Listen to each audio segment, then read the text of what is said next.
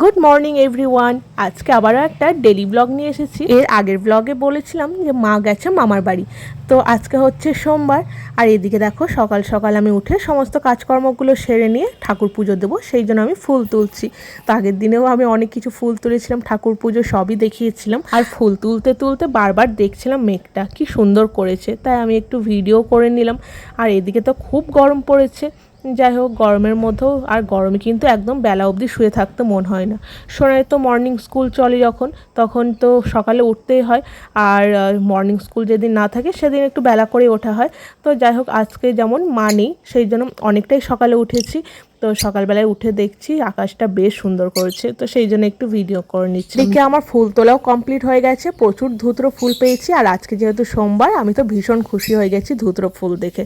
তো চলো, আগে এদিকে বাবা মুড়ি খাবে, তো সেই জন্য মুড়ি খাবারটা করে নিই। তো এদিকে করেছিলাম হচ্ছে আলু আর ছোলা দিয়ে ভাজা। ছোলা ভিজে ছিল অনেকগুলো, তো সেই ভিজেগুলোকে অল্প একটু সেদ্ধ করে সর্ষের তেলের মধ্যে শুকনো লঙ্কা জিরে ফোড়ন দিয়ে আলুটা আর ছোলাটাকে ভেজে নিয়েছি।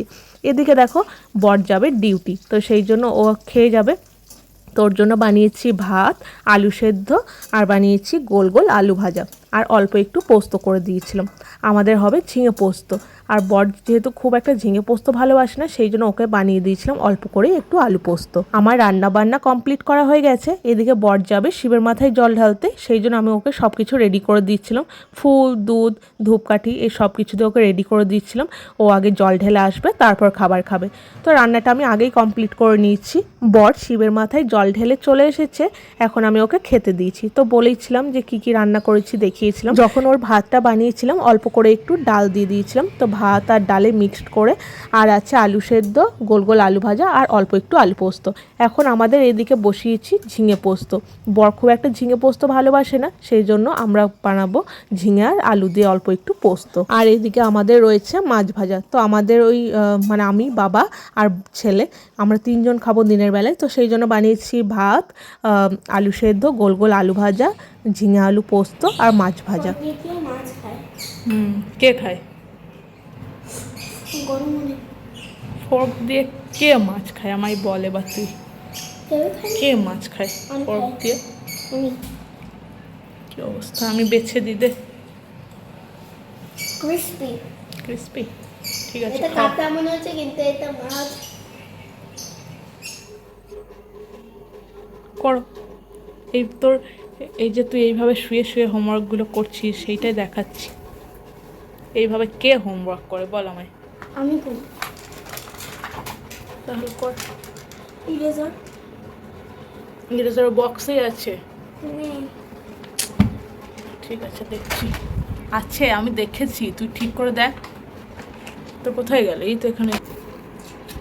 তাহলে করো। শুয়ে শুয়ে কে হোমওয়ার্ক করে রে? ওইভাবে শুয়ে শুয়ে হোমওয়ার্ক করতে নেই, বসে বসে হোমওয়ার্ক করতে হয়। যে কোনো লেখায়, হোমওয়ার্ক বলছি না, লেখা পড়া সব বসে বসে করতে হয়। লাঞ্চ টাঞ্চ করে তারপর আর আসা হয়নি ব্লগে। তো বিকালবেলায় চলে এসেছি। দেখো এদিকে বানাচ্ছি হচ্ছে পায়েস। পায়েস খেতে আমার মাঝে সাঝে ভীষণ ইচ্ছে করে, তো এদিকে বসিয়েছি পায়েস। মিষ্টি টিষ্টির থেকে আমার আবার পায়েসটাই খেতে বেশি ভালো লাগে, তো যখনই ইচ্ছা হয় পায়েসটা বানিয়ে ফেলি। গতকাল রোববার ছিল, তো চিকেন হয়েছিল, তোমাদের দেখিয়েছিলাম। আর এদিকে কিছুটা চিকেন রেখে দিয়েছিলাম, বোনলেস চিকেনগুলো রেখে দিয়েছিলাম পকোড়া বানাবো বলে। আর সোনাই একটু পকোড়া খেতে বেশি ভালোবাসে, বাবাও ভালোবাসে, আমিও ভালোবাসি, তো ভাবলাম যে একটু পকোড়া বানাই। তো বিকালবেলা হতেই বা সন্ধ্যাবেলা হলেই কিন্তু মনটা দেখবে এটা ওটা সেটা খেতে চায়। তো ভাবলাম আজকে দিনটা পকোড়ায় বানাই একটু। তো আজকে সন্ধ্যাবেলা স্ন্যাক্সে এই পকোড়াটাই। আর রাতেই দেখি রুটি খাবারে কি বানাবো, সেরকম বেশি কিছু বানাবো না, সবাই যেহেতু পকোড়া খাবে অনেকখানি পেট ভরে যাবে। আর বর তো ডিউটি গেছে, বর ডিউটি থেকে আসবে তখন ওকে পকোড়া দেবো। এখন আমি, ছেলে আর বাবা তিনজনে মিলে বসেছি পকোড়া খেতে। আর একসঙ্গে খেতে কিন্তু ভীষণ ভালো লাগে, কি তাই না?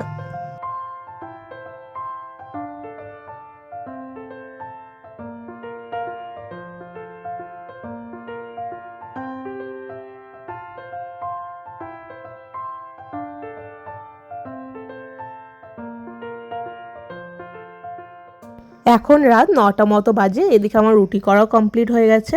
বাবা বলল যে অল্প রুটি খাবে, অল্প মানে ওই একটা কি দুটো, যেহেতু পকোড়া খেয়েছে।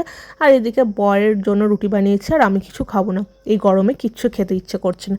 তো অল্প একটু আলু ভাজা বানিয়েছিলাম, আর দিনেকার অল্প একটু পোস্ত আছে, আর এদিকে বানিয়েছি পায়েস। তো এই ছিল আজকের ডিনার। এদিকে সবার খাওয়া হয়ে গেছে রাত্রিবেলা। দাদু আর নাতি মিলে আইসক্রিম খাচ্ছে, আইসক্রিম ছিল ফ্রিজে, তো ওরা আইসক্রিম খাচ্ছে। তো এই ছিল আজকের আমার ব্লগ। তোমাদের কেমন লাগলো অবশ্যই জানিও, ভালো লাগলে একটা লাইক করে দিও। তো আজকের জন্য টাটা।